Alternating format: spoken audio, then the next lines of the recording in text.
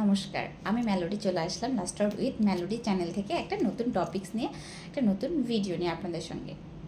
আজ কথা হবে হাইপোন্যাট্রিমিয়া বা এটা একটু কেমন যেন লাগতেছে।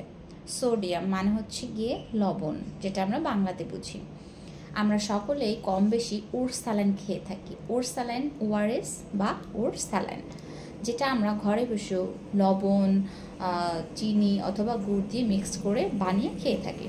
এবার আমরা অনেকেই জানি না আসলে আমরা এটা কেন খাই। উইদাউট রিজন আমরা মনে করি অনেকে আমাদের দুর্বল লাগছে, আমাদের শরীর খারাপ লাগছে, আমরা অনেক বেশি সোয়েটিং হচ্ছি, আমরা এটা খেয়ে থাকি।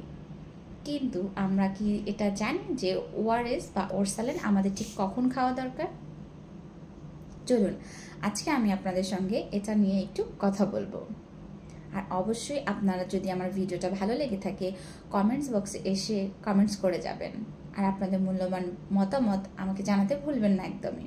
আর হ্যাঁ, যদি আমার চ্যানেলটা সাবস্ক্রাইব না করে থাকেন, আমি আপনাদেরকে রিকোয়েস্ট করব আমার চ্যানেলটা একটা সাবস্ক্রাইব করে দিতে। আর এরকম ছোট ছোট গুরুত্বপূর্ণ টিপস নিয়ে কথা বলার জন্য আমি প্রতিদিন আপনাদের সঙ্গে হাজির হয়ে যাব। এছাড়া আপনাদের যদি কোনো বিষয় জানার থাকে, আমি চেষ্টা করব আমার জায়গা থেকে আপনাদেরকে জানানোর।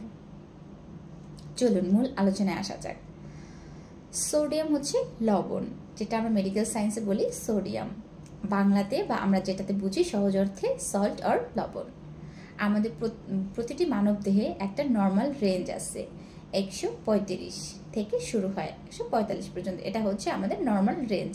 এর থেকে যখন কমে আসে এটাকে আমরা হাইপো বলি, আর এর থেকে যখন বেশি হয়ে যায় সেটাকে আমরা হাইপারন্যাট্রেমিয়া বলি, বা হাইপার মিন্স ওপরে। তো আমরা অনেকে যে ভুলটা করে থাকি, বিশেষ করে বাচ্চাদের ক্ষেত্রে, বাচ্চাদের ডায়রিয়া হয়েছে, আমরা কি করি, স্যালাইনটা হচ্ছে গিয়ে, যেহেতু বাচ্চা, এটা আমরা ম্যাক্সিমাম টাইমে করি, বাচ্চা অনেক বেশি জল খেতে পারবে না, তো মায়েদের মনে ওই চিন্তাটা থাকে যে আমি যদি কম জলের মধ্যে ওই স্যালাইনটা পুরোটা গুলিয়ে নিয়ে ঠিক করে তারপরে আমি বাচ্চাকে খাওয়াতে পারি, তার মানে আমার বাচ্চা তাড়াতাড়ি সুস্থ হবে বা রিকভারি হবে। কিন্তু একদমই এটা ভুল। আপনাকে অবশ্যই স্যালাইনের গায়ে লেখা আছে, বা আপনারা সবাই জানি, হাফ কেজি বা হচ্ছে গিয়ে আধা কেজি পরিমাণ জলের সঙ্গে একটা স্যালাইন আপনাকে মিক্স করতে হবে। এরপরে হচ্ছে আপনাকে বাচ্চাকে পরিমাণ অনুযায়ী খাওয়াতে হবে। আপনি পরিমাণের বাইরে কোনো কিছু করলে সেটা অতিরিক্ত হয়ে যাবে, বা পরিমাণের কম করলে সেটা কম হয়ে যাবে। এটা আমাদের প্রত্যেকেরই মনে বা মাথায় থাকা উচিত।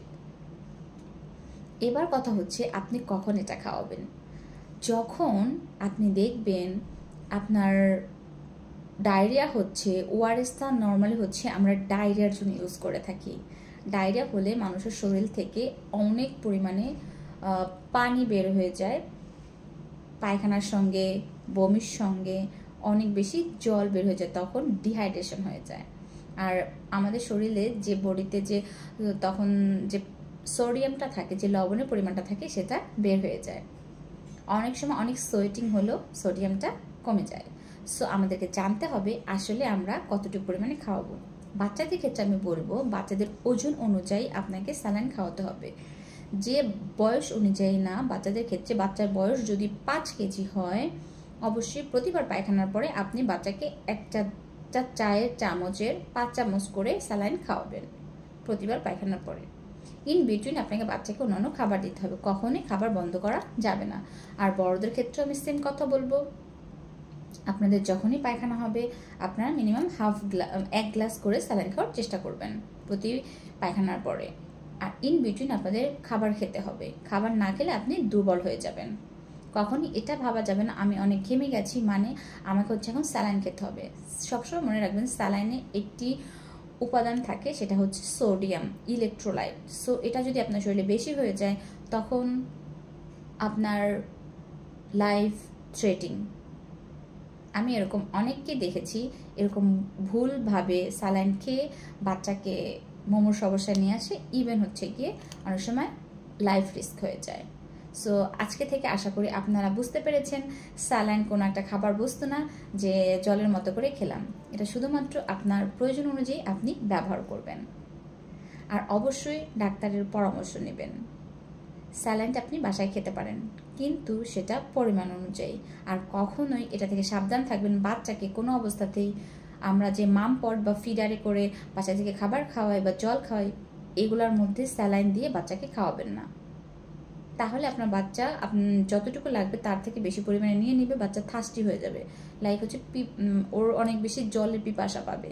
তখন থেকে আপনি বুঝতে পারবেন আপনার বাচ্চার সিমটম হচ্ছে ডেঞ্জার সিমটম। সো আমি প্রত্যেককে অনুরোধ করব এটা করবেন না, এ থেকে বিরত থাকুন। না বুঝতে পারলে আপনার নিকটস্থ কোনো হাসপাতালে যান, কোনো বিশেষজ্ঞ ডক্টরের কাছে যান, পরামর্শ নিন আর ট্রিটমেন্ট করুন। আজ ভালো থাকবেন, এখানেই আজকে বাই।